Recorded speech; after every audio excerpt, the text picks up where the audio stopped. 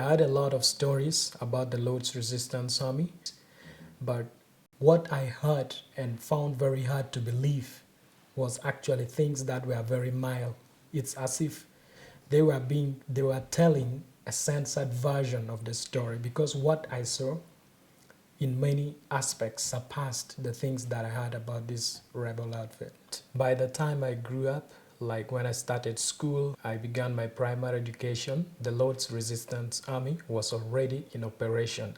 So it's as if I was already born when they were there. It was like their presence was something normal to us, because it was something we would hear, something we were being warned against, to be careful, because their interests were in children of our size by then.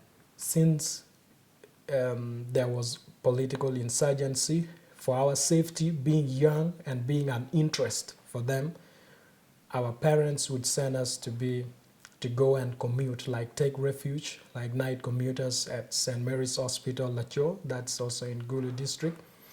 We would go there in the evening, then early morning, when it's safe, we come back home, prepare ourselves, and go to school. I joined Sacred Heart Minor Seminary, Lacho, in the Archdiocese of Gulu in the year 2001. I studied there for 2 years, that is senior 1 and 2. Then in the third year, that is in the year 2003, when I was in senior 3, that's when the Lord's Resistance Army struck in and abducted us. It was actually on the night of May 11th, around midnight 2003. We were already doing our end of term papers. That's when these people came and abducted us. They got through a gate that was from the side of the football field, and they came into our dormitory, a place where we, the ordinary level students, spend our night in the seminary. They were firing guns inside the dormitory. We had glass windows. At first, they began breaking the window by the butts of their rifles, then ordering us in the local language to open and unbolt the door so that they could come in.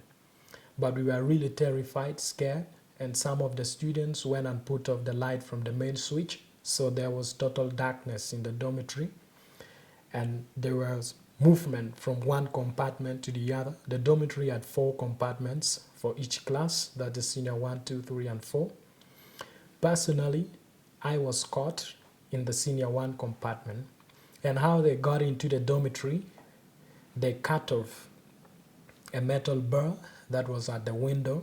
Then they sent in a child soldier who was thin enough to pass through that small opening, because they had failed to break in. So when he came in, he was armed. He had his gun, an AK-47. So when he jumped in, there was darkness in the dormitory. People couldn't figure out who was who. But I believe the students would have attacked him, but they couldn't figure out. So he went inside and unbolted the door, so in they came. By that time, I had already taken cover under a bed in the senior 1 compartment. So one of them, but I was looking from under the bed.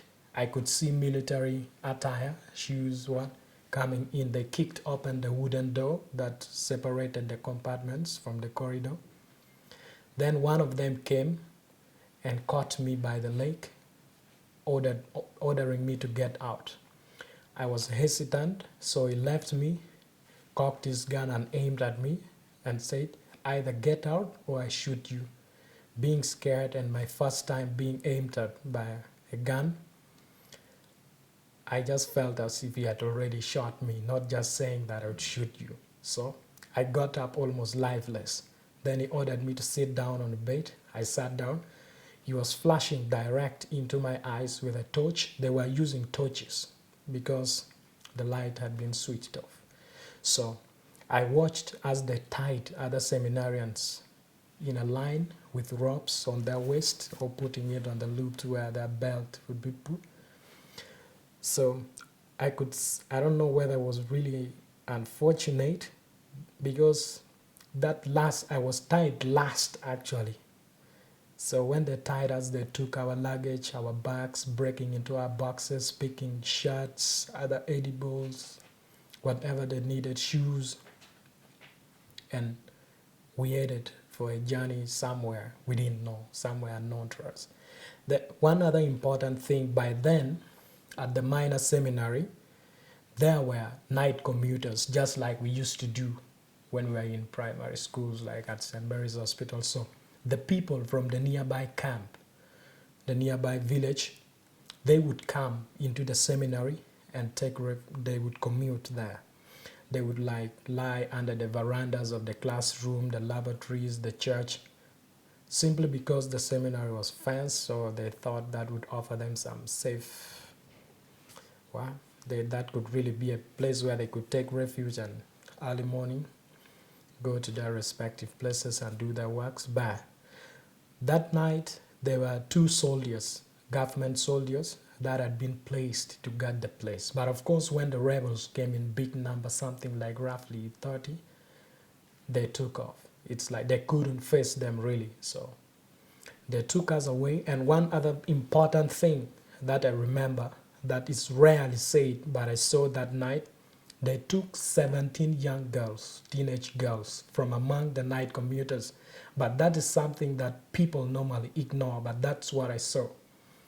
And I remember that when we reached the football pitch of the seminary, we had a brief stop.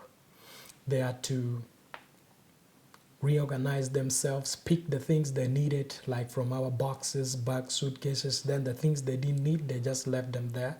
So a young girl, like at the age of 12, dared to ask one of the commanders who was leading the attack, the abduction, in other words, that if possible, they could leave her because she was sick and might not be able to withstand the movement with those people. In return, they gave her killer blows. And one actually asked that they should accept him to kill that girl. But instead, the commander said no, those blows were enough. So should anyone say anything stupid like that, like requesting so that they go away or they leave them, it will be a different thing. It won't be blows just like she received, which to me was something already more than bad. So off we went.